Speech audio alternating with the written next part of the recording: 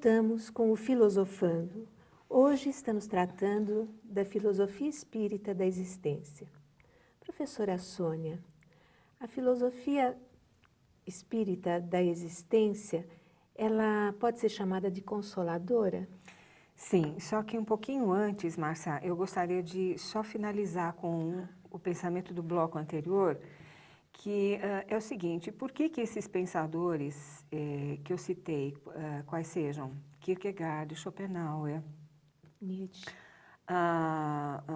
O Jean-Paul Sartre, o Nietzsche, né, vão pensar a vida desta forma? Nós precisamos entender o seguinte: aquele momento europeu era um momento de final de revolução industrial, começo, antes, uma herança da Revolução Francesa. Posterior, nós tivemos 2 grandes guerras mundiais que a Europa teve que enfrentar. Então, eu me pergunto, e eu passo também a pergunta aos nossos queridos telespectadores e internautas: será que vivendo num mundo tão conturbado como era a Europa do começo do século XX, pensando num pensamento, numa forma de buscar a vida após a morte, numa ambiência de tantos conflitos, tanta morte, tantas enfermidades, não é? Tantas enfermidades do corpo e da alma, será que essas pessoas realmente teriam alguma outra alternativa que não essa, né? Muito bem, a filosofia espírita da existência conclui dizendo que se o ser humano se realiza aqui nos planos da vida na matéria, ele também vai se realizar no mundo espiritual. Então, a nossa vida é um contínuo, né? Nós temos a vida aqui, mas ao mesmo tempo nós continuamos a viver e a passar por experiências no mundo espiritual também. A sua pergunta foi se a filosofia espírita da existência é consoladora. Totalmente. Então, nós já dissemos isso no bloco anterior e vamos aprofundar isso mais ainda, dizendo o seguinte: o fato de sabermos que as experiências dolorosas que passamos aqui na nossa existência têm uma finalidade, né? Tem um porquê, né? Se nós buscarmos as respostas, por exemplo, no Evangelho segundo o Espiritismo, que é o livro consolador por excelência da doutrina espírita, nós vamos entender que se as causas do sofrimento não estão aqui na nossa existência atual, sem dúvida nenhuma que é uma herança, é um lastro que nós temos de uma vida anterior ou de vidas anteriores, né? Então, independentemente do grau de sofrimento e de dor que se tenha pessoalmente aqui nesse plano, nós também temos que pensar o seguinte: nós estamos num plano existencial de provas e expiações, né? Então, tudo isso faz parte de um contexto mundial, um contexto onde todas as pessoas também estão inseridas.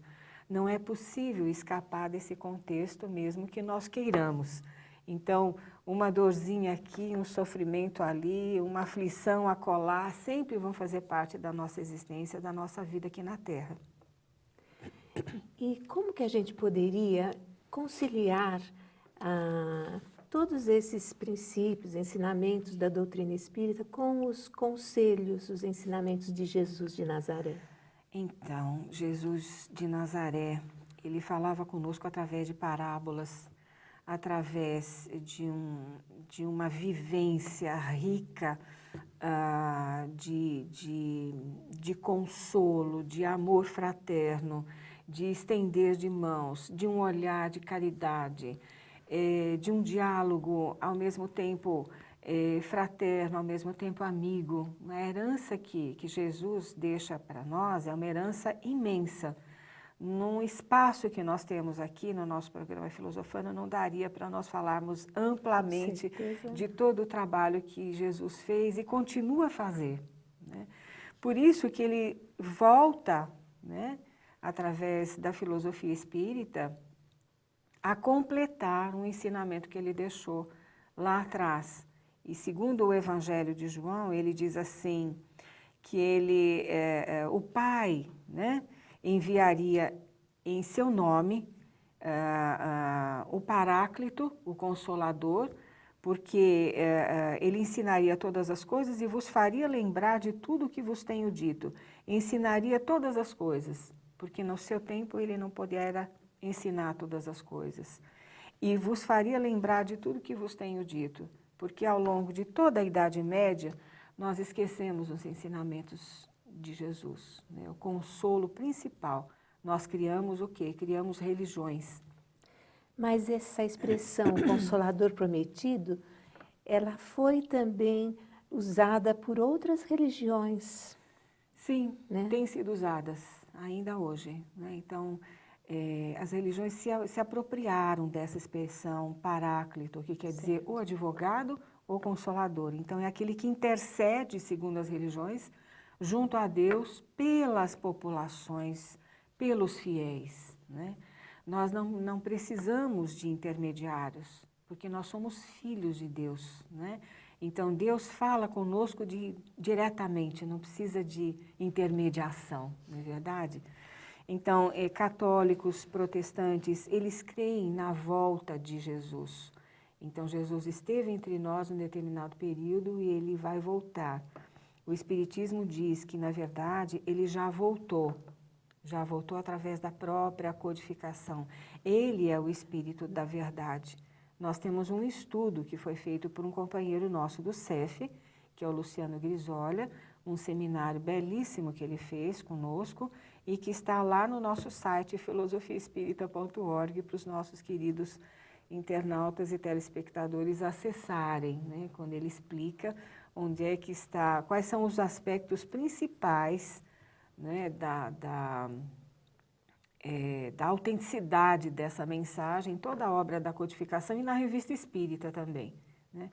Então, o Espiritismo em si mesmo, ele pode ser, ele é o Consolador prometido porque ele nos garante conhecimento, ele nos garante a certeza de que nós estamos aqui apenas durante uma fase da nossa existência, passando por essa fase, não é? E com base e sustentação em conhecimento, nós sabemos que estamos apenas numa jornada. Plotino tem uma frase muito interessante, ele diz que nós somos viajores do infinito. Então, com a filosofia espírita, nós vamos entender até Plotino. Se nós somos viajores do infinito, não somente numa existência, mas em várias existências. Então, esta fase é uma fase temporária. Nós começamos a nossa existência aqui, nós vamos terminá-la num determinado momento, vamos continuar na espiritualidade, vamos voltar aqui tantas vezes quantas necessárias se fizerem para que nós possamos completar a nossa evolução. Isso é consolador, não é, Marcela? Sim, profundamente. Bem, nós vamos caminhando para o nosso terceiro bloco, onde falaremos um pouquinho mais sobre Jesus de Nazaré, sob o ponto de vista da doutrina espírita. Até lá.